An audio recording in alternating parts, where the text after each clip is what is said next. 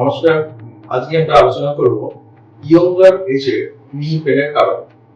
এটা খুব কমন একটা বার্নিং টপিক এখনকার দিনে, যে কম বয়সে মানে অ্যারাউন্ড 30, 35 বা 40 অ্যারাউন্ড এই গ্রুপের মধ্যে হাঁটু ব্যথার প্রবণতা। আমাদের চেম্বারে আসেন, বলেন যে ডাক্তারবাবু আমার হাঁটুতে ব্যথা আছে, এবং অক্সিজেনে একটা ক্লিকিং সাউন্ড আসে। ঠিক কেন হয় এবং সেটাকে কিভাবে আমরা প্রিভেন্ট করতে পারবো?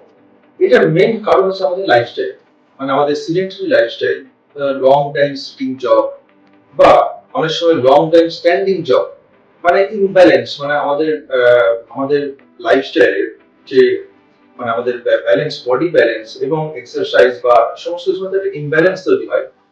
যদি কোনোটা কম বা কোনোটা বেশি, তাহলে কিন্তু এইরকম জিনিসগুলো তৈরি হতে শুরু করে। ঠিক আছে, উদাহরণ দিই। যেমন এই হাঁটুর ব্যথা প্রবণতা অনেক বেশি হয় যারা লং টাইম সিটিং জব করে। যেমন বেসিক্যালি আইটি প্রফেশনাল যারা আছে, অনেক পেশেন্ট আছে আমাদের কাছে যে হাঁটু ব্যথা হয় কেন? না, ঠিক হাঁটু বা এই জয়েন্ট হচ্ছে একটা মেসিনারি ইউজ। তো তাকে আমি যেভাবে ব্যবহার করব সেটাকে আমাকে সেইভাবে আমাকে রিটার্ন দেবে।